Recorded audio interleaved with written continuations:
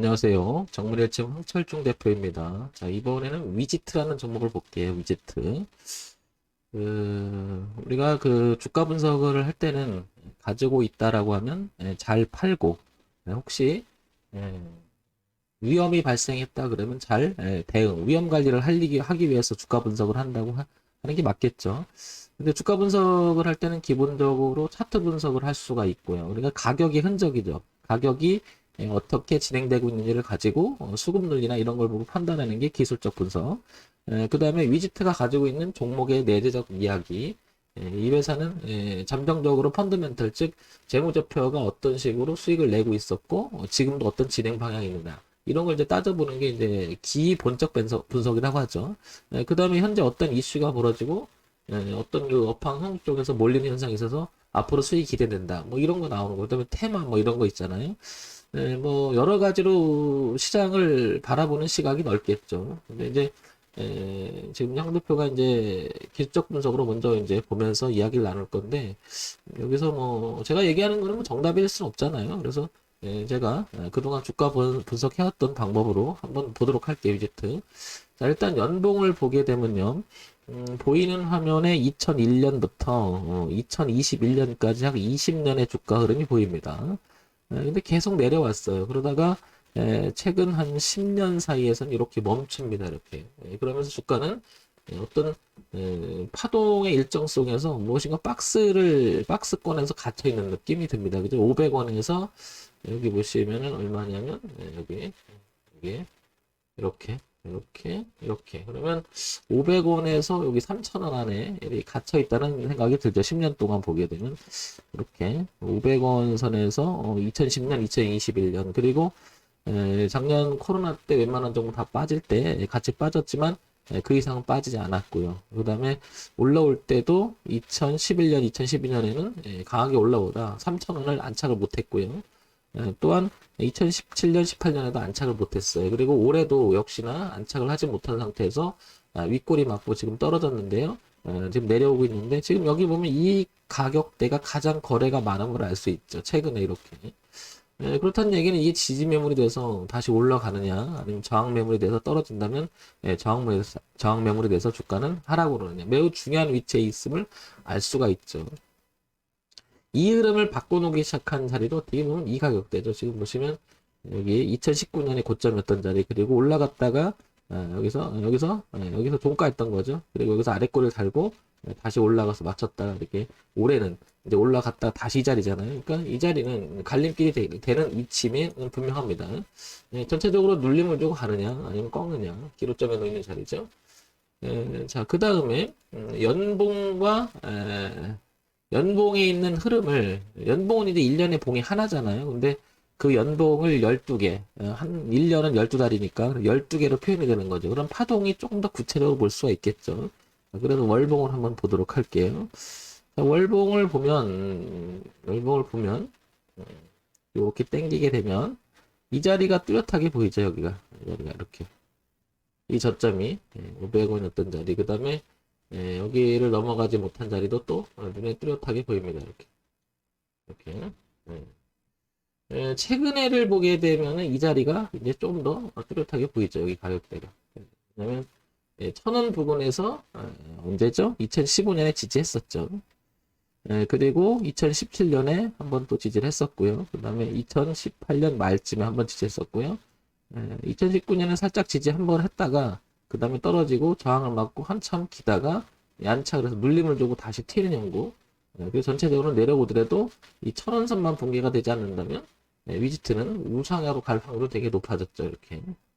근데 뭐 지금 가격이 1,460원이니까 1,000원대로 따지면 뭐 한 40% 정도 차이가 나는 거잖아요. 그런 면에서 보면 눌림이 좀 들어온다라면 좀 더 들어올 수 있겠다라는 거죠. 자, 근데 이제 이걸 또 이제 좁은 시각으로 또 한 번 더 좁혀보게 되면 시야를 좀 좁혀보면 뚜렷한 부분이 있어서 얘기 드리는 건데요.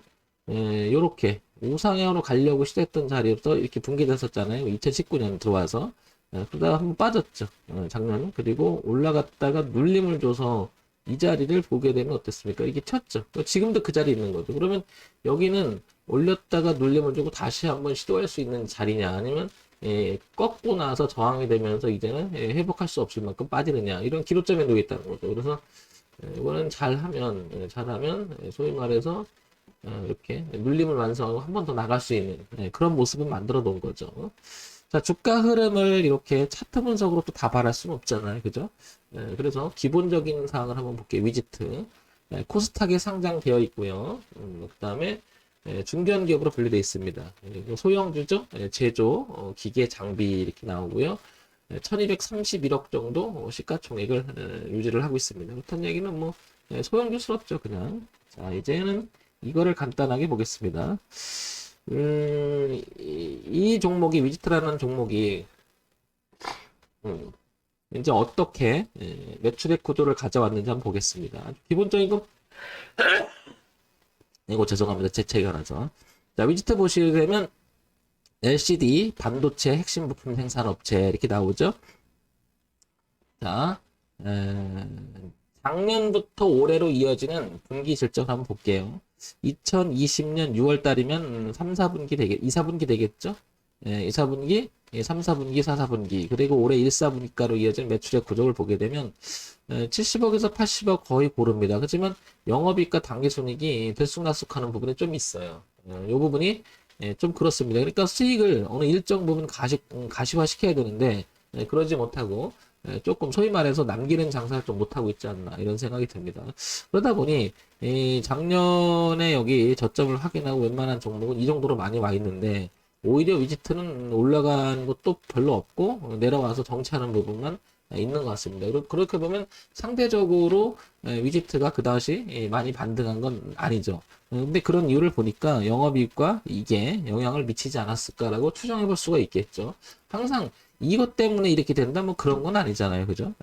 추정을 해보면 그럴 수 있을 가능성이 높죠. 그 다음에 이 부분을 좀 더 구체적으로 보기 연간 실적을 볼게요. 2017년도 390억, 448억, 317억, 그 다음에 301억 이렇게 줄었어요. 3년 연속 이렇게 그죠? 줄어가고 있는 형국이죠. 매출액 구조가. 그러다 보니 주가가 조금 전에 봤듯이 분기 실적에서도 뭔가 장사를 남기는 장사를 좀 못하는 것 같은데 연간 실적에서도 좀 그래요. 그죠? 최근에는 오히려 조금 매출액 구조 좀 떨어지는 구조가.